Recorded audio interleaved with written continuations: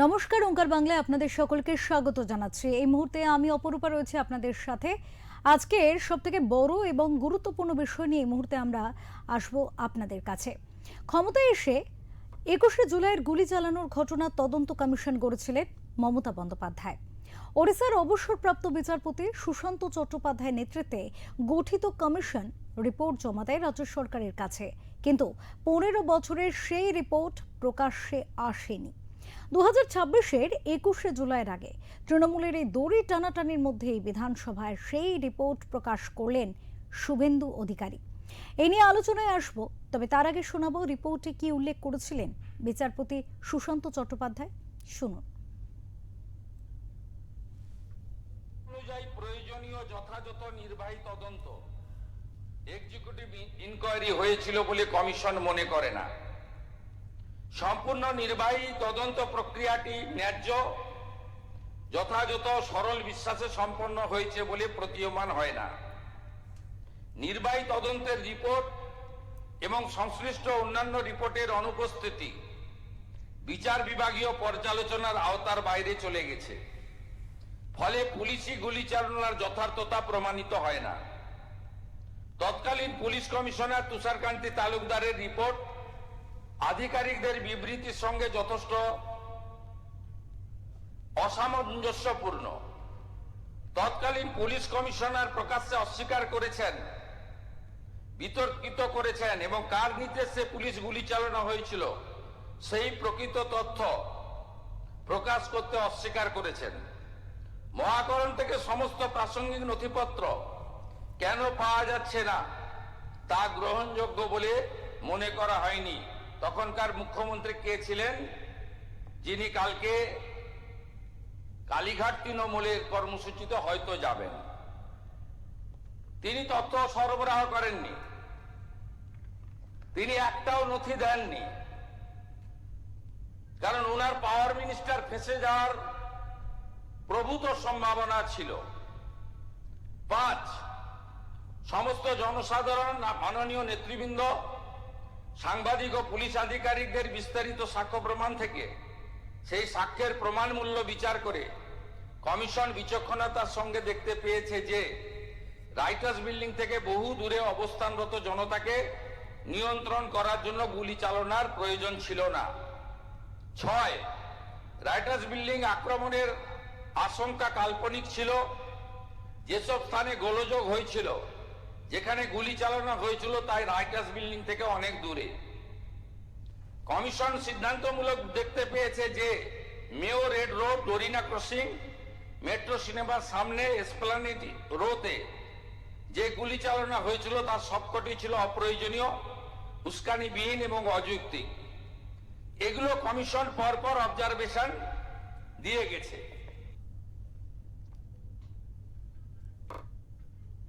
এই তদন্ত কমিশনের রিপোর্ট প্রকাশ্যে এনে শহীদ পরিবারগুলিকে কি প্রতিশ্রুতি দিলেন মুখ্যমন্ত্রী শুভেন্দু অধিকারী, শোনাবো। করে টাকা আর আহতদের দিয়েছেন ১৫,০০০ করে টাকা, আর কমিশন বলেছে নিহতদের দিতে ২৫ লাখ করে টাকা, আহতদের ৫ লক্ষ করে টাকা। এরপরেও আপনারা এইসব করেন। আমি এই রিপোর্ট পেশ করে আহত এবং ক্ষতিগ্রস্ত পরিবারকে বলবো, আপনারা যদি ফ্রেশ এফআইআর করতে চান সে সুযোগ বর্তমান সরকার দেবে। আপনারা যদি কমিশনের সুপারিশ মতো ক্ষতিপূরণ বর্তমান সরকারের কাছে চান, মুখ্যমন্ত্রী রিলিফ ফান্ড থেকে আমি সেই ক্ষতিপূরণ দেব। আর যারা আপনাদেরকে ব্যবহার করে এমপি হলো, এমএলএ হলো, মন্ত্রী হলো, মুখ্যমন্ত্রী হলো, চার্টার ফ্লাইটে চললো, হেলিকপ্টারে আকাশে থাকলো, বাড়ি গাড়ি সম্পত্তি করলো, দুবাই গেল, সিঙ্গাপুর গেল, আমেরিকার হপকন্সে চিকিৎসা করালো, তাদের থেকে আপনারা দূরে থাকবেন।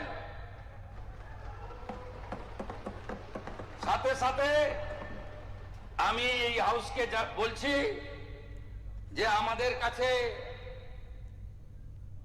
আরো বেশ কিছু তথ্য আছে আমরা প্রয়োজন মতো সেগুলো প্রকাশ করব। যেমন আমফানের ক্যাগ রিপোর্ট, যেমন কোভিডে মেডিকেল ইকুইপমেন্ট পারচেজ রিপোর্ট, সব তথ্য আমার কাছে আছে। তথ্য আমি বের করেছি। পাবলিক ডোমেনে আসা উচিত, বিধানসভার টেবিলে আসা উচিত, এবং আপনারা যা যা ধ্বংস এখানে করে গেছেন এটা পশ্চিমবঙ্গের লোককে জানানোর দায়িত্ব আমাদের সকলের। আমরা সে কাজটা করব। এবং আমি আরেকবার 21শে জুলাই আন্দোলনে যারা দেহ রেখেছেন, মারা গেছেন, তাদের বিদেহী আত্মাকে প্রণাম করে, আহতদের প্রতি সমবেদনা জ্ঞাপন করে, আর দোষী খুনি তাদের বিরুদ্ধে ব্যবস্থা নেওয়ার জন্য আপনাদের আবেদনকে মর্যাদা দেওয়ার অঙ্গীকার করে আমার কথা শেষ করলাম। এই সার্বিক বিষয় নিয়ে আমরা কথা বলবো। আমাদের সাথে রয়েছেন ওঙ্কার বাংলার এডিটর ইন চিফ বিপ্লব দাস। সুশান্ত চট্টোপাধ্যায় তদন্ত কমিশনের রিপোর্ট নিয়ে গত 15 বছর অন্ধকারে ছিলেন বাংলার মানুষ। মমতা সরকার এই কমিশন গড়লেও তা প্রকাশ্যে আনেননি। আজ যখন তৃণমূলের মুষল পর্ব, ঠিক 21শে জুলাইয়ের আগের দিন তাৎপর্যপূর্ণভাবে সেই রিপোর্ট প্রকাশ করলেন মুখ্যমন্ত্রী শুভেন্দু অধিকারী। এর নেপথ্যে কি কারণ থাকতে পারে বলে মনে হচ্ছে দাদা? দেখো পূর্বা, কালকে 21শে জুলাই, অর্থাৎ রাত পোহালে 21শে জুলাই, আর 21শে জুলাই এবার পালিত হবে অভূতপূর্বভাবে। কিনা দুটো গোষ্ঠী, একটা হচ্ছে ভালো তৃণমূল ঋতব্রত গোষ্ঠী, আর একটা কালীঘাট তৃণমূল মমতা গোষ্ঠী। কোথায় পালিত হবে? একটা হচ্ছে মেয়র রোড, ঋতব্রত গোষ্ঠী পালন করবে, মমতা গোষ্ঠী পালন করবে থিয়েটার রোডের কাছে, অর্থাৎ বিড়লা ত্রাণমণ্ডলের কাছে। সেই সঙ্গে পাশাপাশি 1993 সালে যে 21শে জুলাইয়ের এই ঘটনা, তৎকালীন যুব কংগ্রেসের সভানেত্রী মমতা বন্দ্যোপাধ্যায় তার ডাকে সচিত্র পরিচয়পত্র দিয়ে ভোট করাতে হবে এই দাবিতে মহাকরণ অভিযানে ডাক দিয়েছিলেন তৎকালীন তৃণমূল যুব কংগ্রেসের সভানেত্রী মমতা বন্দ্যোপাধ্যায়। এবং সেখানে 13 জন নিহত হয়েছিলেন, বেশ অনেকজন আহতও হয়েছিলেন। এখন প্রশ্ন হলো যে আজকে যে রিপোর্টটা প্রকাশ করলো, এতদিন কেন প্রকাশ করেননি মমতা বন্দ্যোপাধ্যায়ের সরকার? তিনি প্রতিশ্রুতি দিয়েছিলেন যে 21শে জুলাই তিনি যদি ক্ষমতায় আসেন তাহলে তিনি এই কমিশন গঠন করবেন এবং প্রকৃত তদন্ত করে দোষীদের শাস্তি দেবেন। কার জন্য এই 13 জন শহীদের প্রাণ গেছিল? মানুষ বিশ্বাস করে, শহীদের পরিবার বিশ্বাস করে, তার প্রতিটা শহীদ স্মরণ সভায় 21শে জুলাই, যেটাকে পরবর্তীকালে ডিম ভাত দিবস হিসেবে পালিত হতো তৃণমূলের, সেই দিনটিকে, অর্থাৎ কংগ্রেসের আন্দোলন, সেটা তৃণমূল হাইজ্যাক করেছিল 1998 সালের পর থেকে, এবং হারে ভারে প্রতি বছর সেই আন্দোলন কিন্তু বেড়েছে। এবং 2011 সালে যেদিন ক্ষমতায় এসেছিলেন, তৃণমূলের যে বিজয় উৎসব সেটা হয়েছিল এই 21শে জুলাই, সেটা হচ্ছে ব্রিগেড প্যারেড গ্রাউন্ডে, এবং সেখানে কি বলে দেবকে দিয়ে একটা গানও সেই সময় গাওয়ানো হয়েছিল।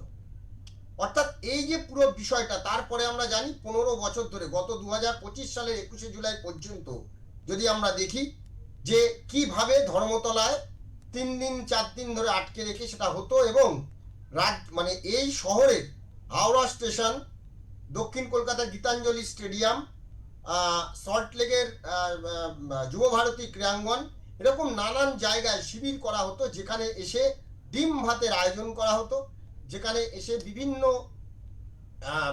জেলা থেকে তৃণমূলের কর্মী সমর্থকরা আসতেন। মানে এটাই হচ্ছে একটা মমতা বন্দ্যোপাধ্যায় কি করে দিনের পর দিন এই শহীদদের নিয়ে তিনি রাজনীতি করেছেন, এটা হচ্ছে তার প্রকৃষ্ট প্রমাণ। তিনি ক্ষমতায় এসে প্রতিশ্রুতি রেখেছেন, তিনি কমিশন গঠন করেছেন, সুশান্ত চট্টোপাধ্যায়কে দিয়ে কমিশন গঠন করেছেন, কিন্তু সেই কমিশনের রিপোর্টে অনেকগুলো প্রশ্ন আজকে কিন্তু উঠছে। প্রথম প্রশ্ন হচ্ছে, এই কমিশন যখন 44 জনকে সেখানে তারা সাক্ষী নিয়েছে, সেই 44 জনের মধ্যে কে নেই? রাজনৈতিক নেতা থেকে শুরু করে সকলে রয়েছে। প্রাক্তন মুখ্যমন্ত্রী প্রয়াত বুদ্ধদেব ভট্টাচার্য থেকে প্রয়াত সোমেন মিত্র, বিমান বসু থেকে শুরু করে প্রয়াত পঙ্কজ বন্দ্যোপাধ্যায়, কে নেই? পঙ্কজ বন্দ্যোপাধ্যায় ছিলেন মমতা বন্দ্যোপাধ্যায়ের প্রথম বিরোধী দলনেতা, বিধানসভার বিরোধী দলনেতা পঙ্কজ বন্দ্যোপাধ্যায়। এবং এখানে অনেকগুলো প্রশ্ন। প্রথম প্রশ্ন হচ্ছে যে কার নির্দেশে সেদিন গুলি চলেছিল? তা কিন্তু জানা নেই। তাহলে নির্দেশটা কে দিয়েছিল? গুলিটা চলেছিল এক। দ্বিতীয়ত, মহাকারণে যে সমস্ত তথ্য ছিল সেগুলো মমতা বন্দ্যোপাধ্যায় সরকার আসার পরে কমিশন পরিষ্কার বলছে যে সেখান থেকে তথ্যগুলো সব লোপাট করা হয়েছে। তাহলে এই তথ্য লোপাটটা করলো কে, কারা, তার তদন্ত চেয়েছে কমিশন। এবং যে গুলিটা চলেছিল সেই গুলি কিন্তু অপ্রয়োজনীয়, কারণ মহাকারণ যে জায়গায় অবস্থিত, আমরা যদি চারদিকে দেখি সেই মহাকারণে যে যে জায়গায় গুলিগুলো চলেছিল, অর্থাৎ রাইটার্স বিল্ডিং নামে যে মহাকারণ, এটাকে পুরোটাই কাল্পনিক বলে উল্লেখ করেছে কমিশন, যে রাইটার্স বিল্ডিং আক্রান্ত হবে এটা পুরোটাই কাল্পনিক। এবং যে যে জায়গায় গুলি চলেছে মহাকারণের অনেক দূরে, মেয়র রোড, ডোরিনা ক্রসিং, স্প্যানেড, এবং এইখানে যে গুলি চালনা, পুলিশ যে গুলি চালিয়েছে সম্পূর্ণ অপ্রয়োজনীয়, উস্কানিহীন এবং অযৌক্তিক ছিল। অর্থাৎ সেই সঙ্গে নথি নিখোঁজ হওয়া বা তথ্য সরবরাহ না করার বিষয়ে মমতা সরকারের ভূমিকা ছিল উদাসীন ও নেতিবাচক। এই যে প্রশ্নটা কমিশন করেছে, কেন চেপে রাখা হয়েছিল এতদিন ধরে, আজকে কেন শুভেন্দু অধিকারী মুখ্যমন্ত্রী হওয়ার পরে 20 জুলাই রাত পোহালে, যখন 21শে জুলাই, তাহলে 20 জুলাই কেন এই কমিশনের যে রিপোর্ট সেটা প্রকাশ করতে হলো? এবং এই কমিশনে তার মানে এমন কিছু ছিল, তৎকালীন মুখ্য সচিব, স্বরাষ্ট্র সচিব মনীশ গুপ্ত, মমতা বন্দ্যোপাধ্যায় ক্ষমতায় এসেই মনীশ গুপ্তকে তিনি মন্ত্রী করেছেন, তাহলে সেই তারপরে তিনি রাজ্যসভার সাংসদ হয়েছেন, তাহলে সেই মনীশ গুপ্ত কোথাও কি মনীশ গুপ্তকে আড়াল করার চেষ্টা করেছে? অনেকগুলো প্রশ্ন কিন্তু এখানে দানা বাঁধছে। এবং শুধু তাই নয়, যদি দেখা যায় যে পঙ্কজ ব্যানার্জি, তৎকালীন যিনি বিরোধী দলনেতা মমতা বন্দ্যোপাধ্যায়ের তৃণমূল কংগ্রেসের অন্যতম সঙ্গী, তিনি এখন প্রয়াত, তিনি সাক্ষ্য দেননি।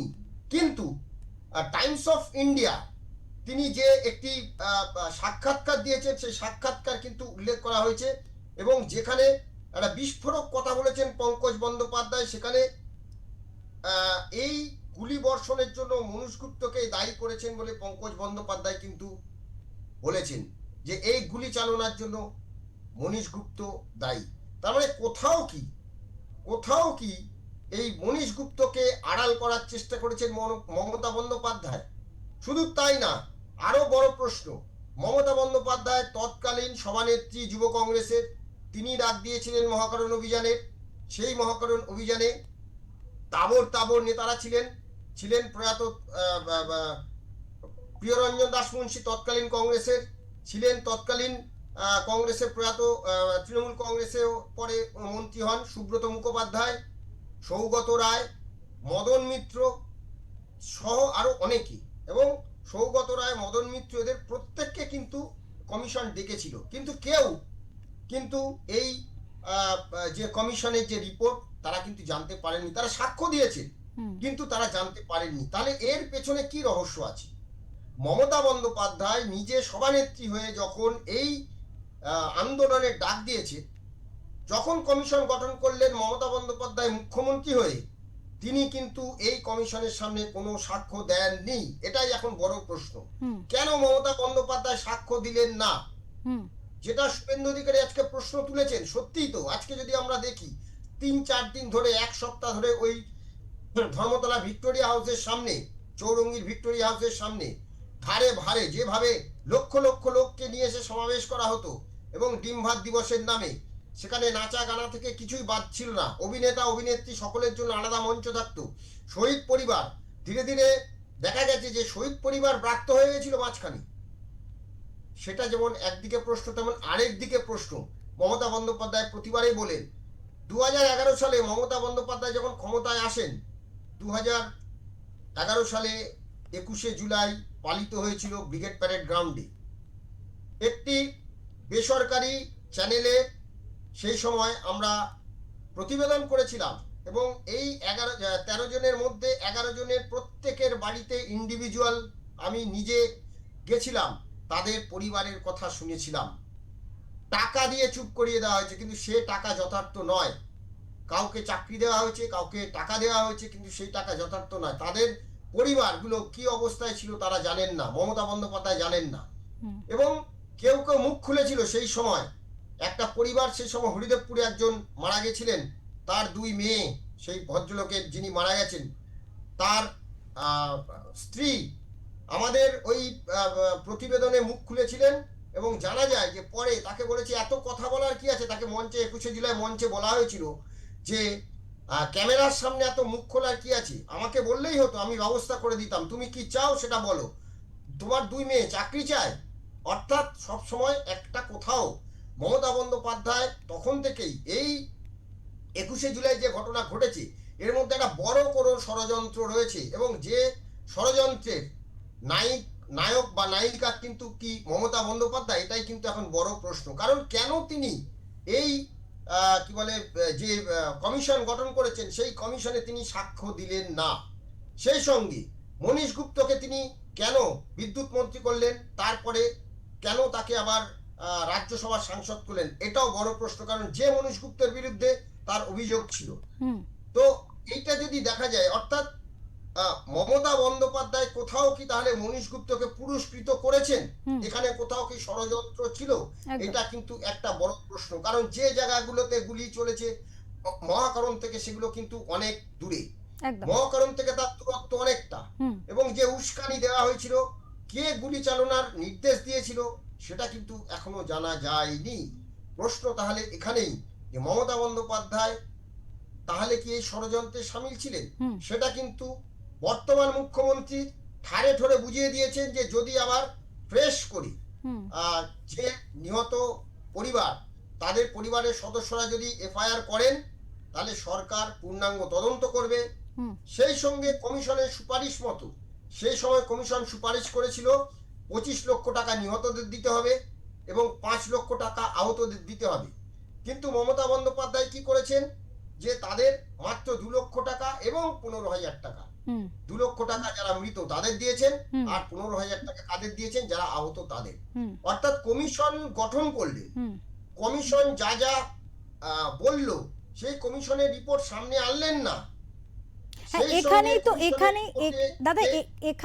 এখানেই তো বড় প্রশ্নটা রয়েছে যে দোষী কে সে এবং কি বৃত্তান্ত, এই সমস্ত বিষয়ে জানার জন্য যদি কমিশন তো গঠনই করা হলো, তাহলে সেই কমিশনের যে রিপোর্ট সেই রিপোর্ট বিগত 15 বছরে প্রকাশ করতে পারলেন না তিনি, অথচ 21শে জুলাইয়ের নাম করে তিনি দলীয় কর্মীদের বার্তা দিতে শুরু করলেন সেই দিনটিকে ব্যবহার করে, অথচ একটা 1.5 মাসের আশা সরকার তিনি প্রকাশ করে প্রকাশ্যে এনে দিলেন, মানুষের সামনে তুলে ধরলেন যে সেই কমিশনের যে বিবৃতি সেই বিবৃতি, তাহলে কোথাও গিয়ে এই কমিশনের রিপোর্টকে হাইড করে দিলেন মমতা সরকার। আমি বলছি তো যে এটাই প্রশ্ন যে মমতা বন্দ্যোপাধ্যায় যদি আমরা দেখি তাদের 25 লক্ষ টাকা দেননি, কিন্তু তিনি ইমাম ভাতা দিয়েছেন, তিনি খেলা মেলাতে টাকা দিয়েছেন, ক্লাবকে দুর্গাপুজো করার জন্য প্রতি বছর সেই যেন নিলাম হচ্ছে, আচ্ছা আমি 90,000, আচ্ছা 95,000, আচ্ছা 1 লক্ষ, যাও 1 লক্ষ, আচ্ছা হ্যাঁ 1 লক্ষ না আরো 10,000, 1 লক্ষ 10,000 গত বছর নেতাজি ইন্ডোর স্টেডিয়ামে আমরা এটা দেখেছিলাম। অথচ যাদের মাথায় মানে কাঁধে ভর করে মমতা বন্দ্যোপাধ্যায় ক্ষমতায় এসেছেন, যাদের কাঁধে ভর করে মমতা বন্দ্যোপাধ্যায় ক্ষমতায় এসেছেন শহীদ পরিবারদের নিয়ে, সেই শহীদ পরিবারের প্রতি তিনি বঞ্চনায় করেছেন, 25 লক্ষ টাকার পরিবর্তে 2 লক্ষ টাকা দিয়েছেন, কমিশন গঠন করেছেন লোক দেখানো, কিন্তু সেই কমিশনের রিপোর্ট তিনি সামনে আনেননি। শুধু তাই নয়, মহাকরণ থেকে তথ্য লোপাট হয়েছে এবং সেই তথ্য লোপাট কারা করেছে তারও তদন্ত হওয়া প্রয়োজন বলে বর্তমান মুখ্যমন্ত্রী শুভেন্দু অধিকারী বলেছেন, এবং শুধু তাই নয় রিপোর্টেও তাই বলা হয়েছে যে এই তথ্য লোপাট কারা করেছে। কারণ এই তথ্য লোপাট যখন এই কমিশন গঠন হয়েছে, তথ্য লোপাট হয়েছে, তখন কিন্তু তৃণমূল সরকার, মমতা বন্দ্যোপাধ্যায় কখনো প্রতিবারে ওই বামেদের নামে দোষ দেয়, কিন্তু তিনি এইটা কিন্তু বামেদের নামে দোষ দিতে পারবেন না।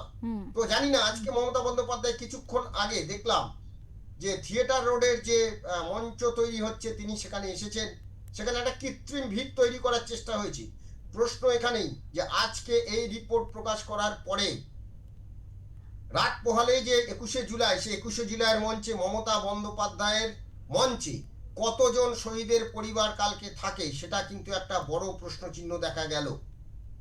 এটা একদম পরিষ্কার যে শহীদদের নিয়ে যে একটা রাজনীতি করেছেন, খেলা হয়েছে, রাজনীতি হয়েছে, যে রাজনীতির কারণে মমতা বন্দ্যোপাধ্যায় ক্ষমতায় এসেছেন আর তাদের পরিবারের প্রতি তাদের যে সমবেদনা বা তাদের প্রতি যে সমবেদনা দেখানো প্রয়োজন ছিল তা তিনি করেননি।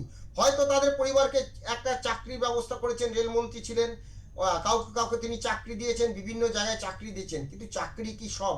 একটা পরিবারের একজন মানুষ চলে গেলেন, কেন গেলেন, কেন, কে গুলিটা চালালো, তাহলে এর পেছনে ষড়যন্ত্র কি? মানুষ কিন্তু সেটাই জানতে চায়।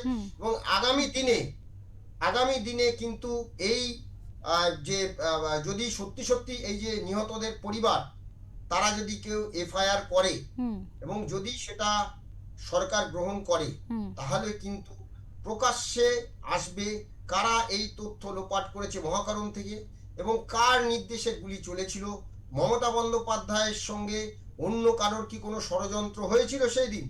যে ষড়যন্ত্রের কারণে গুলি চালানো হয়েছিল এমন তো হয়নি যে মহাকারণ পুরো চারদিকে কি বলে অভিযান করে মহাকারণে লোকজন ঢুকে যাচ্ছে, মহাকারণ আক্রান্ত হচ্ছে, এরকম তো কোনো ব্যাপার ঘটেইনি। তাহলে গুলিটা চললো কেন? কে এর নির্দেশ দিল? কারণ সরকারি স্তরে গুলি চালানোর কতগুলো নির্দেশ থাকে, সে নন্দীগ্রামের ঘটনা হোক বা অন্য কোনো ঘটনা হোক, গুলি চালানোর জন্য আগে একটা নির্দেশ আসে ওপর মহল থেকে পুলিশের। তাহলে নির্দেশটা কে দিল? এই নির্দেশটা কে দিল? এটাই কিন্তু এখন বড় প্রশ্ন। এবং মমতা বন্দ্যোপাধ্যায় কেন, অনেকগুলো প্রশ্ন সামনে আসছে। এই প্রশ্ন আবারও বলছি যে কমিশন মমতাকে কেন ডাকলো না, এটাও কিন্তু একটা বড় প্রশ্ন।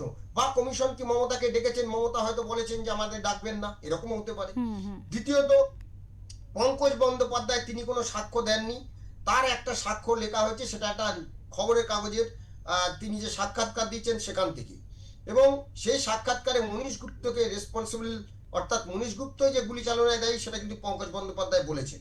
এখন প্রশ্ন হলো কার নির্দেশে গুলি চলেছে, মহাকারণ থেকে কেন তথ্য লোপাট হলো, কারা তথ্য লোপাট করলো, গুলি চালানোর প্রয়োজন ছিল কিনা এবং গুলি চলেছিল কেন, এই প্রশ্নগুলো, এবং মমতা বন্দ্যোপাধ্যায় কেন সাক্ষ্য দিলেন না, এটাই কিন্তু এখন বড় প্রশ্ন।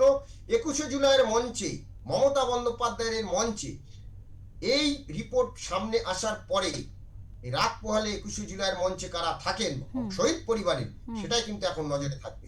একদম। অপরূপা, অনেক ধন্যবাদ দাদা আপনাকে। আমরা এই বিষয় নিয়ে কথা বলছিলাম এবং স্বাভাবিকভাবেই 15 বছর ধরে, বিগত 15 বছর ধরে যে সরকার ক্ষমতায় রইল এবং যাদের কাঁধে ভর করে তারা সরকারে এলো, ক্ষমতায় এলো, সেই শহীদদের পরিবার, তাদের দাবি ছিল জানার যে সেদিন গুলি কারা চালিয়েছিল, কাদের নির্দেশে চলেছিল, কেন চালানো হয়েছিল, কেন তারা তাদের পরিবারের সদস্যদের হারিয়েছিলেন। কিন্তু কোথাও গিয়ে মানুষের আইওয়াশের জন্য কমিশন তো গঠন করেছিলেন মমতা সরকার, কিন্তু তারপরে সেই কমিশনের রিপোর্ট তিনি বিগত 15 বছরে প্রকাশ্যে আসতেই দেননি। পাশাপাশি যে প্রকাশ্যে রিপোর্ট এলো আজকে, অর্থাৎ একেবারে 21শে জুলাইয়ের ঠিক 24 ঘন্টা আগেই যে রিপোর্ট প্রকাশ্যে আনলেন মুখ্যমন্ত্রী শুভেন্দু অধিকারী, সেই রিপোর্ট থেকে কিন্তু একাধিক প্রশ্ন উঠে এলো, যে প্রশ্নের গুরুত্ব অপরিসীম। স্বাভাবিকভাবে এই প্রশ্নের উত্তর কিন্তু খোঁজার দিকে চেষ্টা থাকবে বর্তমান সরকারের এবং নজর থাকবে আপামর বঙ্গবাসীর।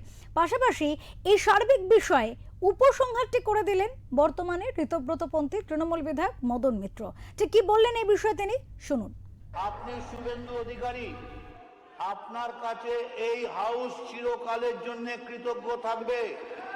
তার কারণ আপনি একটা কবরস্থ ডেড বডিকে মাটির তলা থেকে খুঁড়ে নিয়েছে আবার প্রকাশ্যে বার করেছেন, যার গন্ধে গোটা পশ্চিমবঙ্গ একেবারে ভর্তি হয়ে যাবে। কেন চ্যাটার্জি কমিশনের রিপোর্ট বেরোয়নি, এর জবাব শুধু আপনি নয়, সারা পশ্চিম বাংলার কোটি কোটি মানুষ জানতে চায়।